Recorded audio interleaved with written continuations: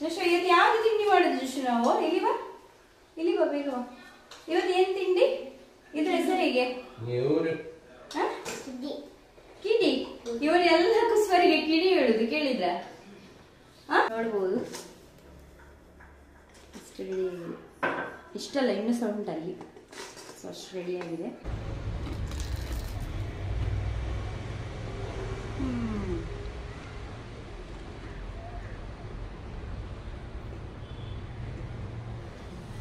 ನಾನು ಇವತ್ತು specially Christmas ಸೀಸನಲ್ಲಿ ನ್ಯೂರಿಯೋವನ್ನು ಹೇಗೆ ಮಾಡುವುದು ಅಂತ ನಾನು ತೋರಿಸ್ತಾ ಇದ್ದೇನೆ. 1 kg ನಾನು ನ್ಯೂರಿಯನ್ನು ಮಾಡಲು ಮೈದಾ ಹಿಟ್ಟನ್ನು ತೆಗೆದುಕೊಳ್ತಾ ಇದ್ದೇನೆ. 1 kg. ನೋಡಿ, 1 kg ಮೈದಾ ಹಿಟ್ಟನ್ನು ತೆಗೆದುಕೊಂಡು ಅದಕ್ಕೆ ಸ್ವಲ್ಪ ಉಪ್ಪನ್ನು ನಾನು ಸೇರಿಸ್ತಿದ್ದೇನೆ. ಸ್ವಲ್ಪ ಉಪ್ಪು, ಚಿಟಿಕೆಯಷ್ಟು, 2 ಚಿಟಿಕೆಯಷ್ಟು ಉಪ್ಪು. ಚಿರೋಟಿ ರವೆ ಅಂತ ಹೇಳ್ತಾರೆ ಇದಕ್ಕೆ, ತುಂಬ ಸಪೂರ ರವೆ. ಸಪೂರ ರವೆಯನ್ನು ಕೂಡ ನೋಡಿ 1/4 ಕಪ್ನಷ್ಟು ನಾನು ಸೇರಿಸ್ಕೊಳ್ತಾ ಇದ್ದೇನೆ ಇದಕ್ಕೆ.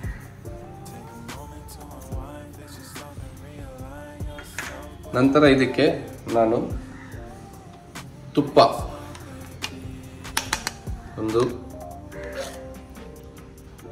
3 ಚಮಚದಷ್ಟು ದಪ್ಪ ತುಪ್ಪವನ್ನು, ಅಂದರೆ ತೆಳು ಅಲ್ಲ, ದಪ್ಪ ತುಪ್ಪವನ್ನು ನಾನು ಸೇರಿಸ್ಕೊಳ್ತಾ ಇದ್ದೇನೆ ಇದಕ್ಕೆ. ಸೊ ಇವಾಗ ಇದನ್ನೆಲ್ಲ ಚೆನ್ನಾಗಿ ಮಿಕ್ಸ್ ಮಾಡುವಂಥದ್ದು, ಮ್ಯಾರಿನೇಟ್ ಮಾಡಲಿಕ್ಕೆ ನೋಡಿ ಈ ಥರ ಮಿಕ್ಸ್ ಮಾಡ್ತಾ ಇರಬೇಕು. ಚೆನ್ನಾಗಿ ಇದನ್ನು ಮಿಕ್ಸ್ ಮಾಡಬೇಕು. ಈ ಬಾಂಬೆ ರವೆ, ಉಪ್ಪು ಮತ್ತು ತುಪ್ಪವನ್ನೆಲ್ಲ ಇದೊಂದು 4 ರಿಂದ 5 ನಿಮಿಷ ಈ ಥರ ಚೆನ್ನಾಗಿ ಮಿಕ್ಸ್ ಮಾಡಿಕೊಳ್ಬೇಕು. ಒಳ್ಳೆ ರೀತಿಯಲ್ಲಿ ಮಿಕ್ಸ್ ಆಗಬೇಕಿತ್ತು.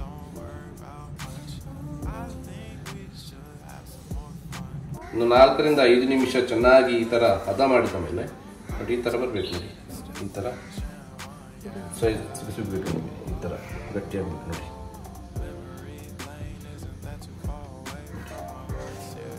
ನಂತರ ಇವಾಗ ಏನು ಮಾಡ್ತಾ ಇದ್ದೇನೆ ನಾನು, ಅದಕ್ಕೆ ನಾನು ಇವಾಗ ಸ್ವಲ್ಪ ನೀರನ್ನು ಸೇರಿಸಿ ಚಪಾತಿ ಹಿಟ್ಟನ್ನು ಯಾವ ರೀತಿಯಲ್ಲಿ ನಾವು ಹದ ಮಾಡ್ತಾ ಇದ್ದೇವೆ ಅದೇ ರೀತಿಯಲ್ಲಿ ಹದ ಮಾಡುವಂಥದ್ದು ಇದು. ಸ್ವಲ್ಪನೇ ನೀರನ್ನು ಸೇರಿಸಿ, ಜಾಸ್ತಿ ಒಮ್ಮೆಲೆ ಸೇರಿಸಬಾರ್ದು ನೀರು. 1 kg ಅಂತ ಹೇಳುವಾಗ ನಿಮಗೆ ಸಾಧಾರಣ ಒಂದು ಅರ್ಧ ಲೀಟರ್ನಷ್ಟು ನೀರು ಇದಕ್ಕೆ ಸೇರಿಸಬೇಕಾಗುತ್ತೆ.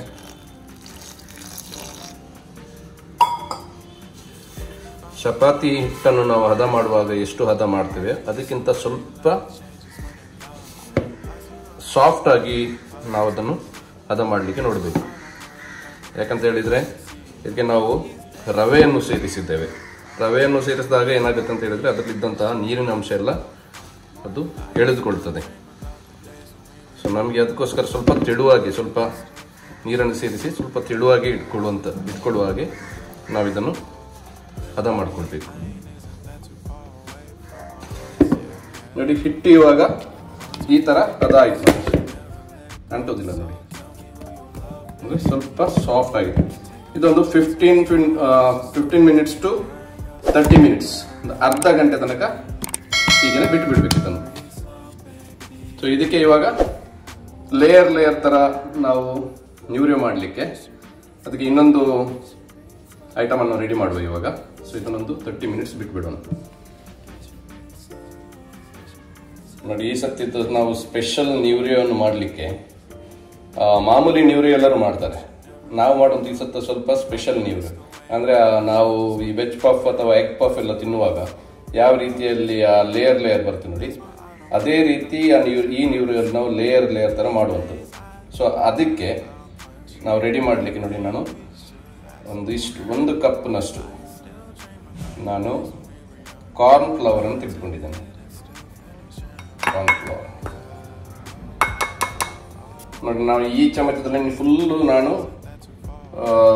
ಕಾರ್ನ್ ಅನ್ನು ತೆಗೆದುಕೊಂಡಿದ್ದೆ. ಸೊ ಅದಕ್ಕೆ 3/4 ಭಾಗದಷ್ಟು ನಾನು ಇವಾಗ ರೈಸ್ ಹುಡಿ, ಅಕ್ಕಿ ಹುಡಿಯನ್ನು ನಾನು ತೆಗೆದುಕೊಂಡು ಇದಕ್ಕೆ ಸೇರಿಸಿಕೊಳ್ತಿದ್ದೇನೆ.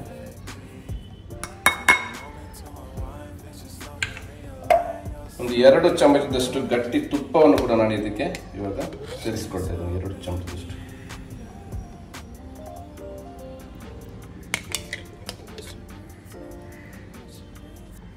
ದಪ್ಪ ತುಪ್ಪ, ತಿಳು ತುಪ್ಪ ಆದರೆ ನೀವು ಸ್ವಲ್ಪ ಜಾಸ್ತಿ ಹಾಕಬೇಕು, ದಪ್ಪ ತುಪ್ಪ ಆದರೆ 2 ಚಮಚದಷ್ಟು ಸಾಕಾಗುತ್ತೆ.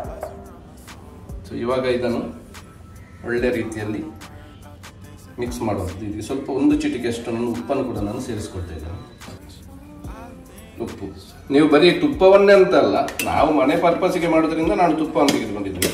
ನಿಮಗೆ ಒಂದು ವೇಳೆ ಎಣ್ಣೆ ಇಷ್ಟ ಅಂತ ಹೇಳಿದರೆ ಎಣ್ಣೆ ಕೂಡ ನೀವು ಸೇರಿಸ್ಕೊಳ್ಬೋದು, ತೆಂಗಿನ ಎಣ್ಣೆ ಅಥವಾ ಬೇರೆ ಯಾವುದು ನಿಮ್ಮ ಇಷ್ಟದ ಪ್ರಕಾರ ಎಣ್ಣೆ ಯಾವುದು ಅಂತ ಅದನ್ನು ಸೇರಿಸ್ಕೊಳ್ಬೋದು.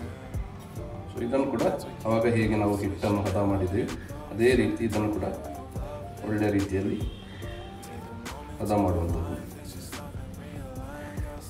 ಸೊ ಇದು ಮಾತ್ರ ತುಂಬ ತೆಳುವಾಗಬೇಕು, ಇದನ್ನು ಪೇಸ್ಟ್ ಥರ ಮಾಡಲಿಕ್ಕೆ ನಮಗೆ.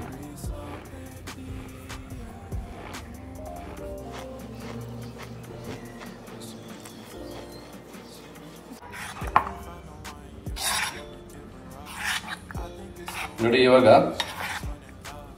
ನಮಗೆ ಅದಕ್ಕೆ ಏನು ಪೇಸ್ಟ್ ಬೇಕಿತ್ತು ಅದು ನಾವು ಪೇಸ್ಟ್ ರೆಡಿ ಆಗಿದ್ದೀವಿ. ನೋಡಿ ಒಳ್ಳೆ ಇದಿಷ್ಟು ದಪ್ಪ ಆದರೆ ಸಾಕು. ಕ್ರಿಸ್ಮಸ್ ಸೀಸನ್ದು ತಿಂಡಿಯನ್ನು ನೀವ್ರೆಯನ್ನು ಮಾಡಲು ಅದಕ್ಕೆ ಒಳಗೆ ಹಾಕಲಿಕ್ಕೆ ಚೂರ್ಣವನ್ನು ರೆಡಿ ಮಾಡ್ತಾ ಇದ್ದೇನೆ. ಇವಾಗ ಆ ಚೂರ್ಣವನ್ನು ಮಾಡಲು ನಾನು ಮೀಡಿಯಂ ಸೈಜ್ ತೆಂಗಿನಕಾಯಿ 1 kg ಮೈದಾ ಹಿಟ್ಟುವಿನ ನೀವ್ರೆಯನ್ನು ಮಾಡಲು 1.5 ತೆಂಗಿನಕಾಯಿಯ ತುರಿಯನ್ನು ನಾನು ತೆಗೆದುಕೊಂಡಿದ್ದೇನೆ. ನಾನು 1 ಕಪ್ನಷ್ಟು ದ್ರಾಕ್ಷಿಯನ್ನು ತೆಗೆದುಕೊಂಡಿದ್ದೇನೆ. ಗೋಡಂಬಿಯ ಬದಲು ನಾನು 1 ಕಪ್ಪಷ್ಟು ಬಾದಾಮನ್ನು ಈ ಥರ ಚಿಕ್ಕ ಚಿಕ್ಕ ಕಟ್ ಮಾಡಿ ತೆಗೆದುಕೊಂಡಿದ್ದೇನೆ. ಬಿಳಿ ಎಳ್ಳು, ನಂತರ ಸಕ್ಕರೆಯನ್ನು ಪುಡಿ ಮಾಡಿ 1 ಕಪ್ನಷ್ಟು ನಾನು ಸಕ್ಕರೆ ಹುಡಿಯನ್ನು ತೆಗೆದುಕೊಂಡಿದ್ದೇನೆ. ಸೂಪರ್ ಆಗಿ ಟೇಸ್ಟ್ ಬರಲಿಕ್ಕೆ ಅದಕ್ಕೆ 1 ಚಮಚದಷ್ಟು ಗಸಗಸೆಯನ್ನು ತೆಗೆದುಕೊಂಡಿದ್ದೇನೆ. ಮತ್ತು ಯಾವುದಕ್ಕೂ ಕೂಡ ಸ್ವಲ್ಪ ಅದರ ಟೇಸ್ಟನ್ನು ಬ್ಯಾಲೆನ್ಸ್ ಮಾಡಲಿಕ್ಕೆ ಸ್ವಲ್ಪ ಉಪ್ಪನ್ನು ತೆಗೆದುಕೊಂಡಿದ್ದೇನೆ. ಫೈನಲಿ ಒಳ್ಳೆ ಪರಿಮಳ ಬರಲಿಕ್ಕೆ ಅದಕ್ಕೆ ನಾನು ಏಲಕ್ಕಿಯ ಹುಡಿಯನ್ನು ತೆಗೆದುಕೊಂಡಿದ್ದೇನೆ. ಇಲ್ಲಿ 1 ಚಮಚದಷ್ಟು ಏಲಕ್ಕಿಯ ಹುಡಿ ಮಾಡಿ ತೆಗೆದುಕೊಂಡಿದ್ದೇನೆ. ಸೊ ಇದನ್ನು ಇವಾಗ ಫಸ್ಟ್ ಕಾಯಿ ತುರಿಯನ್ನು ನಾವು ಆ್ಯಕ್ಚುಲಿ ಗೋಂಟು ತಾರೆಯನ್ನು ನಾವು ತೆಗೆದುಕೊಂಡಿಲ್ಲ, ಇಲ್ಲಿ ನೀರಿರುವ ತೆಂಗಿನಕಾಯಿಯನ್ನೇ ತೆಗೆದುಕೊಂಡಿದ್ದು. ಗೋಂಟು ತೆಂಗಿನಕಾಯಿ ಅಂತ ಹೇಳಿದರೆ ನೀರಿಲ್ಲದ ತೆಂಗಿನಕಾಯಿ, ಅದನ್ನು ಕೂಡ ತೆಗೆದುಕೊಳ್ಬಹುದು. ಅದು ಯಾವುದನ್ನು ತೆಗೆದುಕೊಂಡ್ರೂ ಕೂಡ ಇದನ್ನು ಹುರಿಯೋದನ್ನು ಹುರಿಯಲೇಬೇಕು. ಯಾಕಂತ ಹೇಳಿದರೆ ಹುರಿಯದಿಟ್ಟರೆ ಅದು ನೀವು ಮಾಡುವ ತಿಂಡಿಯನ್ನು ತುಂಬ ಸಮಯ ಅದು ಬಾಳಿಕೆ ಬರಲ್ಲ, ಒಳ್ಳೇದಾಗಲಿ ತಿನ್ನಲಿಕ್ಕೆ ಒಳ್ಳೇದಾಗೋದಿಲ್ಲ. ಸೊ ಅದಕ್ಕೋಸ್ಕರ ನೀರು ಇರುವುದು ಅಥವಾ ನೀರಿಲ್ಲದು ತೆಂಗಿನಕಾಯನ್ನು ತುರಿದು ಅದನ್ನು ಹುರಿದುಕೊಳ್ಬೇಕು.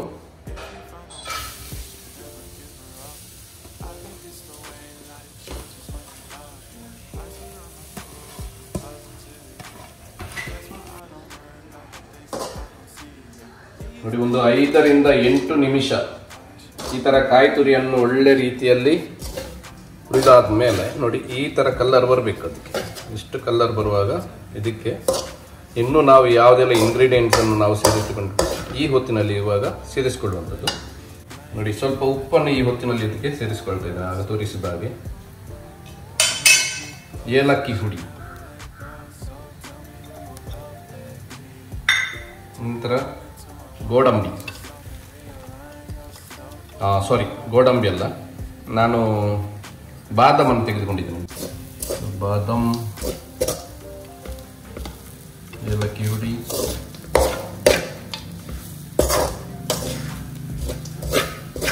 ಇದು ಬಾದಾಮನ್ನು ನೀವು ಇದು ಕಾಯಿಸಲಿಲ್ಲ, ಡೈರೆಕ್ಟ್ ಆಗಿ ಕ್ರಶ್ ಮಾಡಿದ್ದೆ? ಡೈರೆಕ್ಟ್ ಕ್ರಶ್ ಮಾಡಿ, ಕಾಯಿಸ್ಬೇಕಂತ ಅವಶ್ಯಕತೆ ಇಲ್ಲ. ನೋಡಿ, ಈ ತರ ನಾವು ಹುರಿದ್ಕೊಳ್ತೀರಲ್ಲ, ಅದೇ ಸಾಕಾಗುತ್ತೆ. ದ್ರಾಕ್ಷಿ, ಬಿಳಿ ಎಳ್ಳು,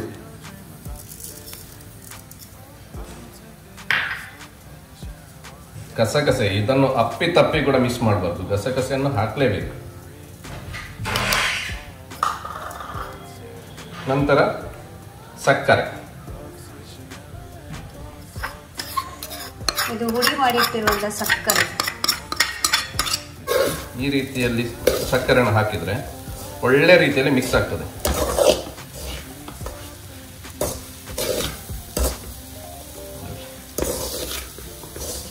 ಚೂರ್ಣ ನೋಡಿ ಎಷ್ಟು ಸೂಪರ್ ಆಗಿ ಬರ್ತದೆ ಅಂತ ಹೇಳಿದ್ರೆ, ಒಳ್ಳೆ ರೀತಿಯಲ್ಲಿ ಘಮ ಬರ್ಲಿಕ್ಕೆ ಸ್ಟಾರ್ಟ್ ಆಗಿದೆ. ನಮ್ಮ ಚೂರ್ಣ ಇವಾಗ ರೆಡಿಯಾಗಿದೆ. ಇಷ್ಟ ಆದರೆ ಸಾಕು. ಒಂದೆಷ್ಟು ನಿಮಿಷ ಫ್ರೈ ಮಾಡಬೇಕು? ಸಕ್ಕರೆ ಮೆಲ್ಟ್ ಆಗಬೇಕಲ್ಲ? ಮೆಲ್ಟ್ ಆಗುವಾಗ ಮೆಲ್ಟ್ ಬಂದರೆ ಮೆಲ್ಟ್ ಅಂತಲ್ಲ, ಜಾಸ್ತಿ ಮೆಲ್ಟ್ ಆದರೆ ಮತ್ತೆ ಅದು ಚೂರ್ಣ ಗಟ್ಟಿ ಆಗ್ತದೆ, ಗಟ್ಟಿ ಆಗಬಾರ್ದಲ್ಲ. ಸೊ ಈ ರೀತಿಯಲ್ಲಿ ಇರಬೇಕು, ಈ ರೀತಿಯಾಗಿ ಬರಬೇಕು. ಇವಾಗ ನಾನು ಗ್ಯಾಸ್ ಫ್ಲೇಮನ್ನು ಆಫ್ ಮಾಡಿದ್ದೇನೆ. ಇವಾಗ ತಣಿಲಿಕ್ಕೆ ಬಿಡುವಂಥದ್ದು. ಹದ ಮಾಡಿ ಇಟ್ಟಂತಹ ಹಿಟ್ಟು, ಮೈದಾ ಹಿಟ್ಟು ಇವಾಗ ರೆಡಿಯಾಗಿದೆ. ಸರಿ, ಸುಮಾರು ಒಂದು 2 ಗಂಟೆಗಳ ಕಾಲ ಈಗ ಇಟ್ಟಿದ್ದೆ ಹದ ಮಾಡಿ. ನೋಡಿ, ಒಳ್ಳೆ ಸಾಫ್ಟ್ ಆಗಿ ಉಂಟು. ಇವಾಗ ಇದರಿಂದ ಹೊರಗೆ ತೆಗೆದು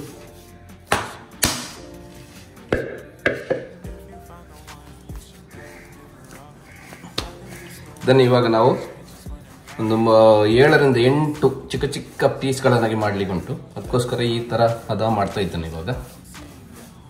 ಸೊ ಎಷ್ಟು ಸೈಜ್ ಅದೆಲ್ಲ ಅವಶ್ಯಕತೆ ಇಲ್ಲ ಇವಾಗ.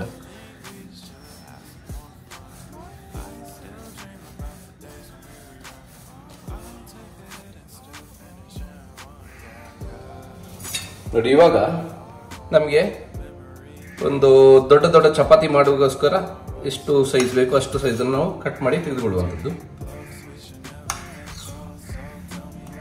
ಇದನ್ನು ಯಾಕೆ ಈ ತರ ಮಾಡ್ಬೇಕಂತ ಆಮೇಲೆ ನಾನು ಹೇಳ್ತೇನೆ.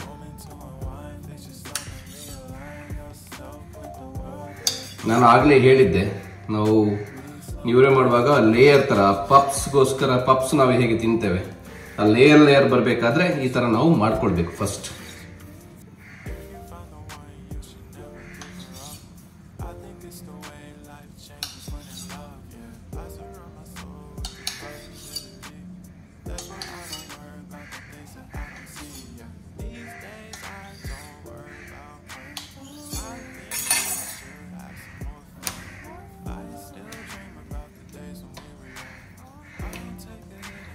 ಇದನ್ನು ಇವಾಗ ನಾವು ಚಪಾತಿ ತರ ಮಾಡ್ಲಿಕ್ಕೆ ಉಂಟು. ಈ ತರ ಈಗ ಕಟ್ ಮಾಡಿ ಇಟ್ಟಿದ್ದೇವೆ, ನಾವು ಚಪಾತಿ ತರ ಮಾಡ್ಲಿಕ್ಕೆ ಉಂಟು. ಇವಾಗ ಇದನ್ನು ಮಾಡಿ ನೆಕ್ಸ್ಟ್ ಸ್ಟೆಪ್ ಏನಂತ ನಾನು ಹೇಳ್ತೀನಿ. ಇವಾಗ ನೋಡಿ, 1 kg ಹಿಟ್ಟಿನಿಂದ 1 2 3 4 5 6 7 8 9 10 11 12 13 14 15 ಚಪಾತಿ ಬರುವಷ್ಟು ನಾನು ಉಂಡೆ ಮಾಡಿ ಇಟ್ಕೊಂಡಿದ್ದೇನೆ. ಇವಾಗ ಇದನ್ನು ನಾನು ಚಪಾತಿ ಮಾಡುವಂಥದ್ದು. ಯಾವ ತರ ಚಪಾತಿ ಮಾಡ್ಬೇಕಂತ ಹೇಳಿದ್ರೆ,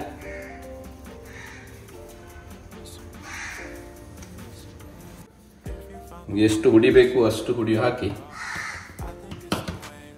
ಒಳ್ಳೆಯ ರೀತಿಯಲ್ಲಿ ಚಪಾತಿ ಹೇಗೆ ನಾವು ಮಾಡ್ತೇವೆ ಅದೇ ಥರ ಮಾಡುವಂಥದ್ದು. ಸೊ ಅದಕ್ಕೆ ಒಂದೇ ಥರ ಒಳ್ಳೆ ಶೇಪ್ ಬರಬೇಕು ಅದನ್ನೆಲ್ಲ ಏನಿಲ್ಲ. ನೀವು ಚಪಾತಿ ಎಷ್ಟು ಥಿಕ್ನೆಸ್ಸನ್ನು ಇಟ್ಕೊಳ್ತೀರಾ ಅಷ್ಟು ಥಿಕ್ನೆಸ್ಸನ್ನು ಇಟ್ಕೊಂಡ್ರೆ ಒಳ್ಳೆಯದಿದು. ಈಕ್ವಲ್ ಆಗಿರಬೇಕು.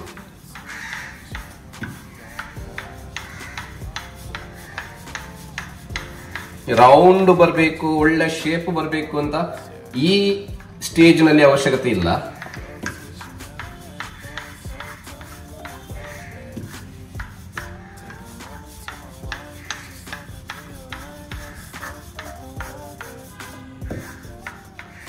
ಎಲ್ಲ ಕಡೆ ಒಂದೇ ಲೆಕ್ಕದಲ್ಲಿ ಥಿಕ್ನೆಸ್ ಅನ್ನು ಮೇಂಟೈನ್ ಮಾಡಬೇಕು ಮಾತ್ರ. ಒಂದು ಕಡೆ ದಪ್ಪ, ಒಂದು ಕಡೆ ತೆಳು ಹಾಗಿರಬಾರ್ದು.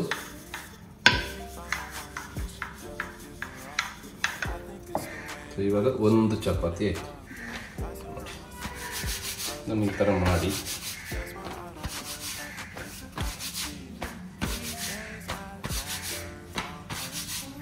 ಇದನ್ನು ಇಡುವಂಥದ್ದು.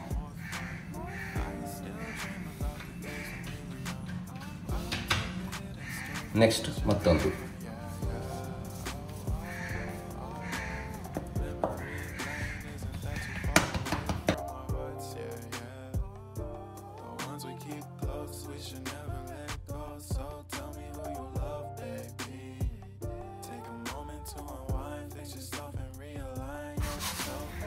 ಈ ಚಪಾತಿಯನ್ನು ಇವಾಗ ನಾವು ಇದರ ಮೇಲೆ ಹಾಕ್ಲಿಕ್ಕೆ ಇರುವಂಥದ್ದು, ಈ ಚಪಾತಿಯ ಮೇಲೆ. ಸೊ ಅದಕ್ಕೋಸ್ಕರ ನಾವು ಆ ಪಫ್ ಇದ್ದು ಲೇಯರ್ ಏನು ಬರಬೇಕು, ನಮಗೆ ಪಫ್ಸ್ ತಿನ್ನುವಾಗ ಯಾವ ರೀತಿಯ ಲೇಯರ್ ಬರ್ತದೆ ಆ ರೀತಿಯಲ್ಲಿ ಲೇಯರ್ ಬರಬೇಕಾದ್ರೆ ನಾವು ಆಗ ನಾನು ತೋರಿಸಿದಾಗ ಈ ಕಾರ್ನ್ ಫ್ಲವರ್ ಇದ್ದು ಮ್ಯಾರಿನೇಟ್ ಮಾಡಿಟ್ಟಂತಹ ಒಂದು ಮ್ಯಾರಿನೇಷನ್. ಸೊ ಅದರಲ್ಲಿ ಇವಾಗ ಸ್ವಲ್ಪ ಸ್ವಲ್ಪ ಆಗಿ ಈ ಥರ ಮಾಡ್ಕೊಳ್ಳುವಂಥದ್ದು.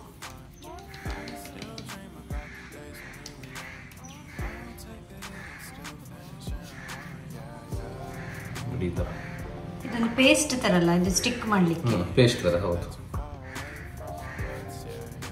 ಇದನ್ನು ಈ ವರ್ಷ ಮಾಡಿದ್ರೆ ನೀವು ಬರುವ ವರ್ಷ ಕೂಡ ಖಂಡಿತವಾಗಿ ಕೂಡ ಮಾಡ್ತೀರಾ ನೀವು.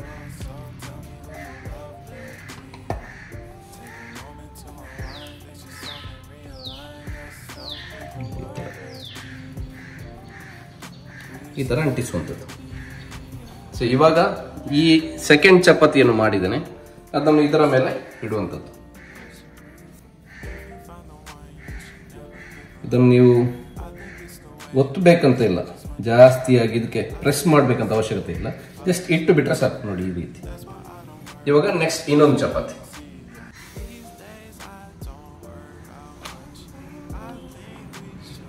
ಈ ಥರ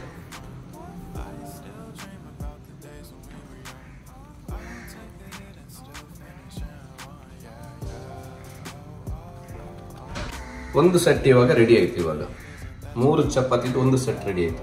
ಇವಾಗ ಒಂದು ಜಸ್ಟ್ 2 ಮಿನಿಟ್ಸ್ ಬಿಟ್ಟು ನಾನು ಇನ್ನೊಂದು ಸೆಟ್ ಅನ್ನು ಇವಾಗ ರೆಡಿ ಮಾಡ್ತಾ ಇದ್ದೇನೆ ಇದೇ ರೀತಿ. ಯಾಕಂದ್ರೆ ನಾನು 1 kg ನಾನು ಮೈದಾ ಹಿಟ್ಟನ್ನು ತೆಗೆದುಕೊಂಡಿದ್ದೇನೆ. ಸೊ 1 kg ತೆಗೆದುಕೊಂಡಿದ್ದರಿಂದ 5 ಸೆಟ್ ನಾನು ಮಾಡಿದ್ದೇನೆ. ಈಗ ಒಂದು ಸೆಟ್ ರೆಡಿ ಆಯ್ತು. ಇವಾಗ ನೆಕ್ಸ್ಟ್ ಸೆಟ್ಗೆ ನಾನು ರೆಡಿ ಮಾಡ್ತಿದ್ದೇನೆ. ಇವಾಗ ನಾವು ಏನು ಈ 3 ಲೇಯರ್ ಅನ್ನು ನಾವು ಅಂಟಿಸಿಟ್ಟಿದ್ದೇವೆ, ಇವಾಗ ಆಕ್ಚುಲ್ ಆಗಿ ನಾವು ಅದನ್ನು ಈ ತರ ಫೋಲ್ಡ್ ಮಾಡ್ಕೊಳ್ಬೇಕು. ನೋಡಿ ಈ ತರ ಜಾಸ್ತಿ ಪ್ರೆಸ್ ಮಾಡೋದು ಬೇಡ. ಪ್ರತಿ ಫೋಲ್ಡ್ಗೋಸ್ಕರ ಒಮ್ಮೆ ಹೀಗೆ ಎಳಿಬೇಕು, ಹಿಂದೆ ಎಳೆಯುತ್ತಾ ಈ ತರ ಮಾಡ್ತಾ ಹೋಗುದು. ಯಾಕೆ ಈ ತರ ಎಳಿಬೇಕಂತ ಹೇಳಿದ್ರೆ ಅದರ ನಡುವಲ್ಲಿ ಕೆಲವೊಮ್ಮೆ ಗ್ಯಾಪ್ ಉಳ್ಕೊಳ್ತದೆ. ಸೊ ಅದು ಉಳಿಬಾರ್ದು ಅಂತ ಹೇಳಿದ್ರೆ ಹಿಂದೆ ಎಳೆದು ಪುನಃ ಮುಂದೆ ಫೋಲ್ಡ್ ಮಾಡುವಂಥದ್ದು. ನೋಡಿ ಹೀಗೆ.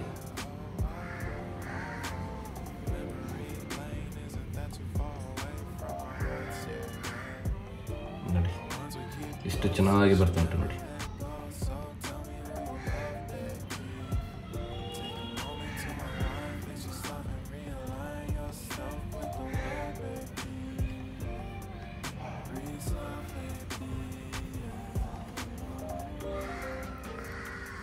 ಎಷ್ಟು ಚಿಕ್ಕ ಉಂಡೆ ಬೇಕು ನಿಮ್ಗೆ, ಎಷ್ಟು ಸೈಜ್ ಇದ್ದು ಅಂದ್ರೆ ನ್ಯೂರಿಯಲ್ಲಿ ಕೆಲವೊಮ್ಮೆ ನೀವು ಮೋಲ್ಡ್ ಅಲ್ಲಿ ಮಾಡ್ತೀರಿ, ಇಲ್ಲ ಅಂತ ಹೇಳಿದ್ರೆ ಮ್ಯಾನುವಲ್ ಆಗಿ ಮಾಡ್ತೀರಾ ಅಂತ ಹೇಳಿದ್ರೆ ಮ್ಯಾನುವಲ್ ಆಗಿ ನಿಮ್ಗೆ ಯಾವ ಸೈಜ್ ಇದ್ದು ಬೇಕು ಆ ತರ ನೀವು ಮಾಡ್ತಾ ಹೋಗ್ಬೇಕು.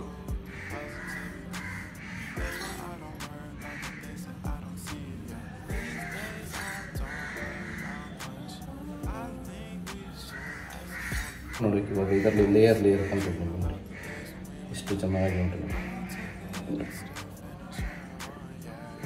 ಇದು ನಿಮಗೆ ಫೈನಲ್ ಆಗಿ ನೀವು ಕಾಯಿಸುವಾಗ ಕೂಡ ಅದೇ ರೀತಿಯಲ್ಲಿ ನಿಮಗೆ ಬರ್ತದೆ. ಚೆನ್ನಾಗಿ ತಿನ್ನಲಿಕ್ಕೆ ಕೂಡ ಒಳ್ಳೆ ಕ್ರಿಸ್ಪಿಯಾಗಿರ್ತದೆ.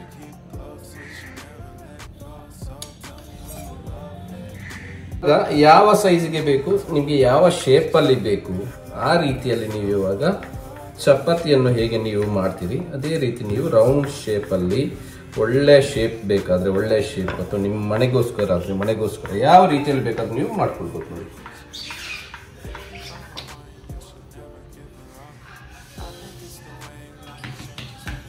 ನೋಡಿ ಈ ಥರ ಪೂರಿಗಿಂತ ಸ್ವಲ್ಪ ದೊಡ್ಡದು. ನಿಮಗೆ ದೊಡ್ಡದು ಬೇಕಾದ್ರೆ ದೊಡ್ಡ ಸೈಜ್ ಇಟ್ಕೊಳ್ಬೋದು, ಚಿಕ್ಕದು ಬೇಕಾದ್ರೆ ಚಿಕ್ಕದು. ನಾನು ಚಿಕ್ಕದು ಮಾಡಿದ್ದೇನೆ ಯಾಕಂದ್ರೆ ಚಿಕ್ಕ ಸೈಜ್ ಬೇಕಂತ. ಮತ್ತೆ ಇದು ತುಂಬಾ ದೊಡ್ಡ ಸೈಜ್ ಸಹ ಮಾಡುದಿಲ್ಲ ಅಲ್ಲ. ಹೌದು.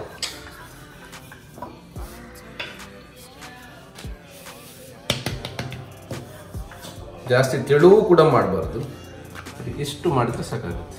ಒಂದು ಕೈಯ ಗಾತ್ರದಷ್ಟು.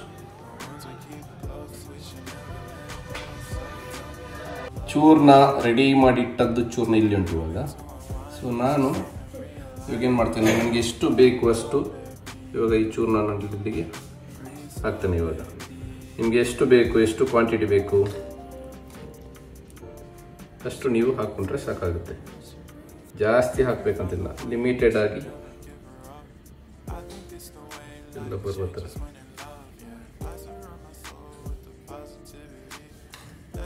ಚೂರ್ಣದಲ್ಲೇ ಮಜಾ ಇರುವಂಥದ್ದು, ಈ ತಿಂಡಿಗೆ ಚೂರ್ಣವೇ ಮಜಾ ಇರುವಂಥದ್ದು.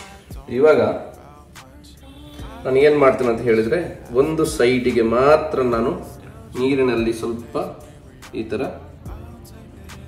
ಅಂಟು ಬರಲಿಕ್ಕೆ, ಅಂದರೆ ಗಮ್ಮಿಂಗ್ ಬರಲಿಕ್ಕೆ ಈ ಥರ ನಾನು ಸ್ವಲ್ಪ ಸ್ವಲ್ಪ ನೀರನ್ನು ಮುಟ್ಟಿಸ್ತಿದ್ದೇನೆ, ಒಂದು ಸೈಡಿಗೆ ಮಾತ್ರ.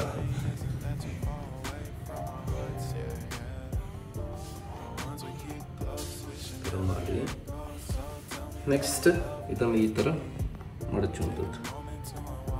ಸೊ ಇದನ್ನು ಮಡಚುವಾಗ ಕೂಡ ನೀವು ಯಾವ ಥರ ಮಡಚಬೇಕಂತ ಹೇಳಿದರೆ, ಬೆರಳಿನ ಉಗುರನ್ನು ತೆಗೆದು ನಂತರ ಈ ಥರ ಸ್ವಲ್ಪ ಬೆರಳಿನ ತುದಿಯಿಂದ ಈ ಥರ ಮೆಲ್ಲ ಒತ್ತುವಂಥದ್ದು. ಈ ಥರ ನೋಡಿ. ಎಣ್ಣೆ ಇವಾಗ ಬಿಸಿಯಾಗಿದೆ ಅಂತ ನೋಡಲಿಕ್ಕೆ ನಾನೊಂದು ಚಿಕ್ಕ ಚಪಾತಿ ಹಿಟ್ಟನ್ನು ನಾನು ಇವಾಗ ಮೈದಾ ಹಿಟ್ಟನ್ನು ಇದಕ್ಕೆ ಹಾಕ್ತಾ ಇದ್ದೇನೆ. ನೋಡಿ, ಒಂದು 75% ಈ ಥರ ಬಿಸಿಯಾಗಿದೆ ಅಂತ ಹೇಳುವಾಗ ಈ ಹೊತ್ತಿನಲ್ಲಿ ನಾವು ಇದನ್ನು ಕಾಯಿಸಲಿಕ್ಕೆ ಬಿಡುವಂಥದ್ದು. ನೋಡಿ, ಸಾಧಾರಣವಾಗಿ 75% ಬಿಸಿಯಾಗಿದೆ. ಸೊ ಯಾಕಂತ ಹೇಳಿದರೆ, ಜಾಸ್ತಿ ಎಣ್ಣೆ ಬಿಸಿಯಾದಷ್ಟು ನಿಮಗೆ ತಿಂಡಿ ಅಷ್ಟು ಒಳ್ಳೆ ರೀತಿಯಲ್ಲಿ ನಿಮಗೆ ಟೇಸ್ಟ್ ಬರೋದಿಲ್ಲ, ಯಾಕೆ ಕರಂಚುತ್ತದೆ ಜಾಸ್ತಿ. ಸೊ ಇದಕ್ಕೆ ಇವಾಗಲೇ ಬಿಡುವಂಥದ್ದು.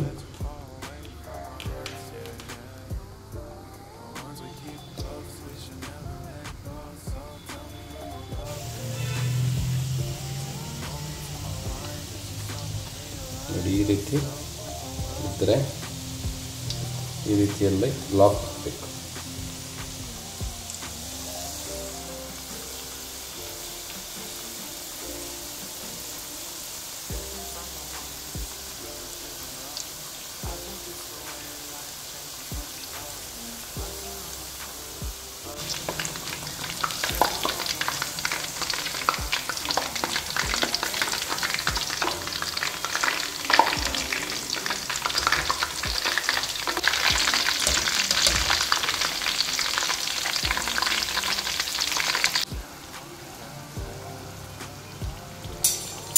ನೋಡಿ, ಈ ಕಲರ್ ಬಂತಂತ ಹೇಳಿದರೆ ಇವಾಗ ಫ್ರೈ ಆಯಿತು ಅಂತ ಲೆಕ್ಕ.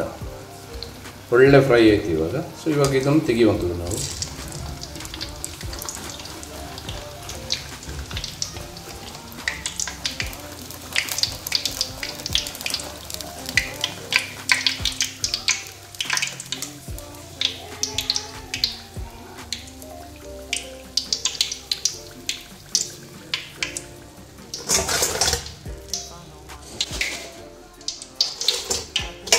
ರೆಡಿ. ಅಂಗಡಿಯಿಂದ ನಾವು ತಂದ್ರೆ ಅದಕ್ಕೆ ಸಕ್ಕರೆ ಎಲ್ಲ ಹೊರಗಡೆ ಎಲ್ಲ ಹಾಕಿ ಅಲ್ಲ, ಅದು ನಂಗೆ ಇಷ್ಟನೇ ಆಗುದಿಲ್ಲ ಅಷ್ಟೊಂದು. ಮನೆಯಲ್ಲಿ ಮಾಡಿದ್ದು ಸ್ವಲ್ಪ ಆದ್ರೂ ಸಹ ಅದಕ್ಕೊಂದು ಟೇಸ್ಟ್ ಇರ್ತದೆ. ಶೇಪ್ ಅಷ್ಟೊಂದು ಪರ್ಫೆಕ್ಟ್ ಆಗಿ ಎಲ್ಲ ಬರೋದಿಲ್ಲ ಅಂಗಡಿ ತರ. ಇವಾಗ ಸ್ವಲ್ಪ ಫ್ರೀ ಇದ್ದಿದ್ರಿಂದ ಮಾಡ್ಲಿಕ್ಕೆ ಆಗ್ತಾ ಇದೆ, ಇಲ್ಲದಿದ್ರೆ ಒಬ್ಬರಿಗೆ ಮಾಡ್ಲಿಕ್ಕೆ ಕಷ್ಟ ಎಲ್ಲ. ಅಟ್ಲೀಸ್ಟ್ ಇಬ್ಬರಾದ್ರೂ ಬೇಕು ಅಲ್ಲ, ಒಬ್ಬರು ರೆಡಿ ಮಾಡಿ ಕೊಡುವಾಗ ಇನ್ನೊಬ್ರು ಕಾಯಿಸ್ಲಿಕ್ಕೆ ಬೇಕೇ ಬೇಕು ಅಲ್ಲ, ಇಬ್ಬರಂತೂ ಬೇಕೇ ಬೇಕು. ಸೊ ನೀವು ಸಹ ಕುಸುವರೆಲ್ಲ ಮಾಡ್ಲಿಕ್ಕೆ ಸ್ಟಾರ್ಟ್ ಮಾಡಿದೀರಾ? ಏನೆಲ್ಲ ಐಟಮ್ ಮಾಡಿದೀರಾ ಕಮೆಂಟ್ ಅಲ್ಲಿ ಹಾಕಿ ಆಯ್ತಾ, ತಿಳಿಸಿ. ಹಾಗೇನೆ ಈ ಒಂದು ವೇಳೆ ನೀವು ನಿಬ್ರಿಯೋ ಮಾಡದಿದ್ರೆ ಇನ್ನು ಮಾಡ್ಬೇಕಾದ್ರೆ ಇದನ್ನು ಟ್ರೈ ಮಾಡಿ. ನಾವು ಇವತ್ತು ಮಾಡಿರುವಂಥ ರೆಸಿಪಿಯನ್ನ ಮತ್ತೆ ಹೇಳಿ ನಿಮಗೆ ಹೇಗೆ ಆಯ್ತು, ಇಷ್ಟ ಆಯ್ತಾ, ಯಾವ ರೀತಿ ಆಯ್ತು ಅಂತ ಹೇಳಿ. ನಾವಿಲ್ಲಿ ಒಳಗಡೆ ಕಿಚನ್ ಅಲ್ಲಿ ಶೂಟ್ ಮಾಡ್ತಾ ಇದ್ದೀವಿ ಅಲ್ವಾ, ಹಾಗೆ ಸ್ವಲ್ಪ ಕ್ಯಾಮೆರಾ ಆಂಗಲ್ಸ್ ಎಲ್ಲ ತುಂಬಾ ಅಂತ ಹೇಳಿದ್ರೆ ಪರ್ಫೆಕ್ಟ್ ಆಗಿ ಎಲ್ಲರಿಗೆ ಸಹ ಫ್ರೇಮ್ ಅಲ್ಲಿ ಬರ್ಲಿಕ್ಕೆ ಆಗುದಿಲ್ಲ. ಅದೇ ಯಾವ ರೀತಿ ಆಗ್ತದೆ ಆ ರೀತಿ ಮಾಡೋದು.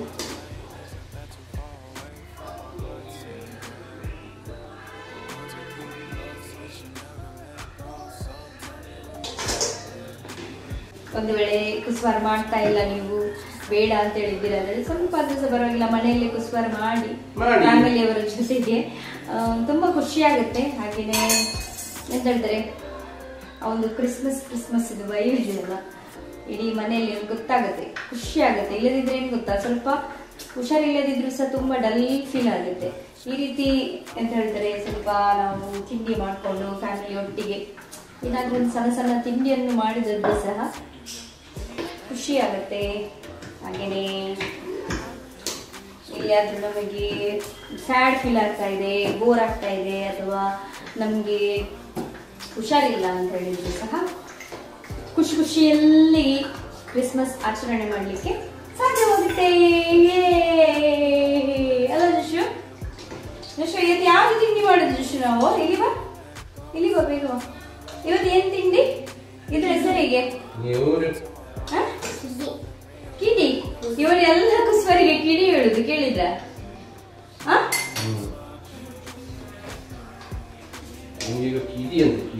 ನೀವ್ರಿಯೋ ವಿಶ್ವ ನೀವ್ರಿಯೋ ಎಲ್ಲ ತಿಂಡಿ ಕಿಡಿ ಹೇಳುದು ಅವನು. ನೋಡ್ಬೋದು ಇಷ್ಟಲ್ಲ, ಇನ್ನೂ ಸಹ ಉಂಟಲ್ಲಿ. ಸೊ ಅಷ್ಟು ರೆಡಿಯಾಗಿದೆ. ಇದು ಮಾತ್ರ ಸ್ವಲ್ಪ ಕ್ವಾಂಟಿಟಿ ಸ್ವಲ್ಪ ಜಾಸ್ತಿ ಮಾಡಿದ್ದೇವೆ ಇದಕ್ಕೆ ಇಷ್ಟ ಅಂತ ಹೇಳಿ. ಸೊ ಇದರಿಂದ ಬಾಕಿದೆಲ್ಲ ನಾವು ಸ್ವಲ್ಪ ಸ್ವಲ್ಪನೇ ಮಾಡೋದು ನಮಗೋಸ್ಕರ ಮಾತ್ರ.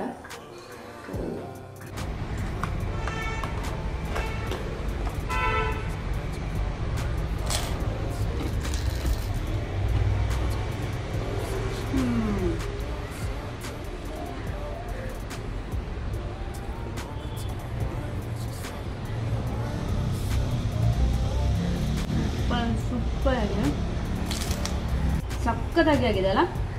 ವಾವ್, ನಾವು ಅಂಗಡಿಯಿಂದ ತರೋದಕ್ಕಿಂತ ಇದರಲ್ಲಿರುವಂಥ ವ್ಯತ್ಯಾಸ ಇದೆಯಲ್ಲ, ತುಂಬ ಅಂದರೆ ತುಂಬ ನಿಜವಾಗ್ಲೂ ತುಂಬ ಟೇಸ್ಟಿಯಾಗಿ ಆಗಿದೆ ಅಲ್ಲ. ಸೊ ಸಂಜೆ ಹೊತ್ತಿಗೆ ಸ್ವಲ್ಪ ಟೀ ಜೊತೆಗೆ ಸಕ್ಕತ್ತಾಗಿರುತ್ತೆ. ಸೊ ಡೆಫಿನೆಟ್ಲಿ ರೆಸಿಪಿನ ಟ್ರೈ ಮಾಡಿ ಫ್ರೆಂಡ್ಸ್. ಹಾಗೆ ನಿಮಗೆ ಡೆಫಿನೆಟ್ಲಿ ಇಷ್ಟ ಆಗ್ಬೋದು. ಇಷ್ಟವಾದರೆ ಕಮೆಂಟಲ್ಲಿ ತಿಳಿಸಿ ನೀವು ಟ್ರೈ ಮಾಡಿದ್ದೀರಾದರೆ ಯಾವ ರೀತಿ ಬಂದಿದೆ ನಿಮಗೆ ರೆಸಿಪಿ ಅಂತೇಳಿ. ಖಂಡಿತವಾಗ್ಲೂ ಕ್ರಿಸ್ಮಸ್ ಹಬ್ಬಕ್ಕೆ ಈ ಒಂದು ಸ್ಟಾರ್ಟ್ ಏನಿದೆ ನೋಡಿ ಸಕ್ಕತ್ತಾಗಿ ಆಗಿದೆ.